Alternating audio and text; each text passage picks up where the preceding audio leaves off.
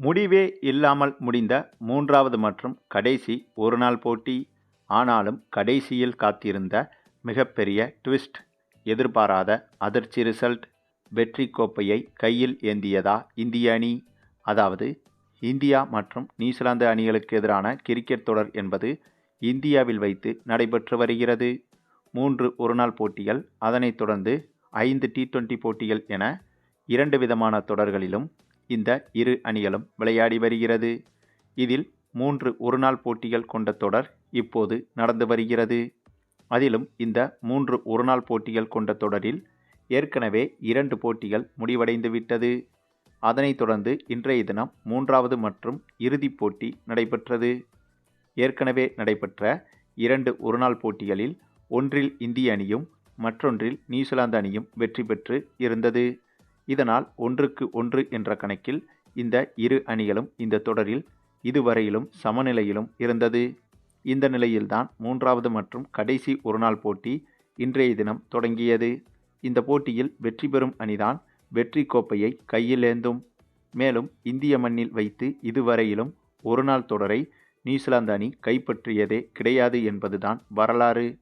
ஆகவே அப்படி இருக்கும்போது அப்படிப்பட்ட வரலாற்றை முறியடித்து இன்றைய போட்டியில் இந்திய அணியை வீழ்த்தி ஒருநாள் தொடரை கிரிக்கெட் வரலாற்றில் முதல் முறையாக நியூசிலாந்து அணி இந்திய மண்ணில் கைப்பற்றுமா என்ற எதிர்பார்ப்பும் இருந்தது. அதே சமயம் கிரிக்கெட் தொடங்கிய காலத்திலிருந்தே சொந்த மண்ணில் நியூசிலாந்து அணியை ஒருநாள் தொடரை வெற்றி பெற விட்டதே கிடையாது இந்திய அணி. அந்த ஒரு முனைப்பிலும் இந்திய அணி இன்றைய போட்டியில் கடுமையாக போராடி வெற்றி பெற்று வரலாற்று சாதனையை தொடருமா என்ற எதிர்பார்ப்பும் இருந்தது. இத்தகைய இருவிதமான எதிர்பார்ப்புகளுக்கு மத்தியில்தான் இன்றைய 3வது மற்றும் கடைசி போட்டி தொடங்கியது. அப்படி தொடங்கிய இன்றைய போட்டியில் போட்டி தொடங்கி டாஸை வென்ற இந்திய அணி முதலில் பந்து வீசுவதாக முடிவு செய்திருந்தது. அதனைத் தொடர்ந்து பேட்டிங் செய்ய களமிறங்கிய நியூசிலாந்து அணிக்கு ஆரம்பமே மிகப்பெரிய அதிர்ச்சியும் காத்திருந்தது. ஆமாங்க, போட்டி தொடங்கி முதல் 7 பந்துகளிலேயே 2 விக்கெட்டுகளை அடுத்தடுத்து இழந்துவிட்டது நியூசிலாந்து அணி. கிட்டத்தட்ட முதல் 1 ஓவரிலேயே 2 விக்கெட்டுகளையும் இழந்துவிட்டது நியூசிலாந்து அணி. அதுவும் நியூசிலாந்து அணியின் நம்பிக்கை நட்சத்திர பேட்ஸ்மேன்களான ஹென்றி நிக்கோலஸ் என்ற பேட்ஸ்மேனும் அதனைத் தொடர்ந்து டிவான் கான்வேவும் அடுத்தடுத்து விக்கெட்டை பறிகொடுக்க, இதனால் நியூசிலாந்து அணியின் நம்பிக்கை என்பது அங்கேயே கிட்டத்தட்ட பறிபோனது என்றுதான் தோன்றியது. ஆனால் அதற்கு பிறகு திடீரென மொத்தமாக மாறி விஸ்வரூபம் எடுத்தது நியூசிலாந்து அணி.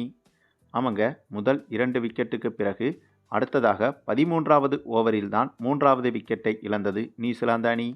ஆனாலும் அதற்கு பிறகு கிளென் பிலிப்ஸும் டேரில் மிட்சலும் சிறந்த பார்ட்னர்ஷிப் ஒன்றை போட அங்கேயே இந்திய அணியின் சோலி முடிந்துவிட்டது என்றுதான் தோன்றியது.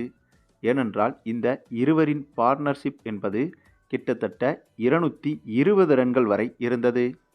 கிட்டத்தட்ட 52 ரன்களில் 3வது விக்கெட்டை இழந்த நியூசிலாந்து அணி அதன் பிறகு 277 ரன்கள் எடுத்தபோதுதான் அடுத்த விக்கெட்டையே இழந்தது. அந்தளவுக்கு இந்த இருவரின் பார்ட்னர்ஷிப் என்பது இந்த போட்டியில் நியூசிலாந்து அணிக்கு மிகப்பெரிய பலமாக மாறியது.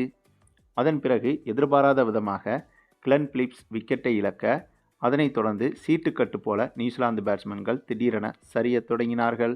அதாவது நியூசிலாந்து அணி அடித்த அடியை பார்க்கும்போது கிட்டத்தட்ட இந்த போட்டியில் 400 ரன்களை எளிதாக கடந்துவிடும் என்றுதான் எதிர்பார்க்கப்பட்டது.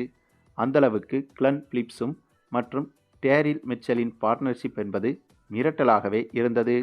ஆனால் சரியாக இந்த பார்ட்னர்ஷிப் உடைந்த பிறகு இந்திய பவுலர்கள் சுதாரித்து கொண்டு சிறப்பாக பந்து வீசி 400 ரன்கள் செல்ல வேண்டிய நியூசிலாந்து அணியின் ஸ்கோரை 337 ரன்களாக குறைத்துவிட்டது இந்திய அணியின் பந்து வீச்சு. ஆக இந்த இடத்தில் என்னதான் இந்திய அணி கடைசி நேரத்தில் சிறப்பாக பந்து வீசினார்கள் என்று கூறினாலும் கூட மொத்தமாக பார்த்தால் 338 ரன்கள் என்பது இந்திய அணிக்கு மிகப்பெரிய இலக்காகத்தான் பார்க்கப்பட்டது. அதுவும் நாம் ஏற்கனவே சொன்னது போல கிரிக்கெட் தொடங்கிய காலத்திலிருந்து இந்திய மண்ணில் இதுவரை ஒருநாள் தொடரை நியூசிலாந்து அணி கைப்பற்றியதே கிடையாது. அப்படி இருக்கும்போது இந்த ஒரு போட்டியில் அந்த ஒரு சாதனையை செய்வதற்கு நியூசிலாந்து அணிக்கு நல்லதொரு வாய்ப்பும் தெரிந்தது. ஏனென்றால் 338 ரன்கள் என்பது இந்திய அணிக்கு உண்மையாகவே மிகப்பெரிய இலக்கு தாங்க. பின்னர் இந்த மிகப்பெரிய இலக்கை நோக்கி களமிறங்கிய இந்திய அணியை பொறுத்தவரையில் ஆரம்பமே அதிர்ச்சி மேல் அதிர்ச்சியாகத்தான் இருந்தது. ஆமாங்க, ஓப்பனிங் இறங்கிய ரோஹித் சர்மா 2 பவுண்டரிகள் அடித்து அதிரடியாக பேட்டிங்கை தொடங்கினாலும் கூட வெறும் 11 ரன்கள் மட்டுமே எடுத்து இவரது விக்கெட்டை பறிகொடுத்தார்.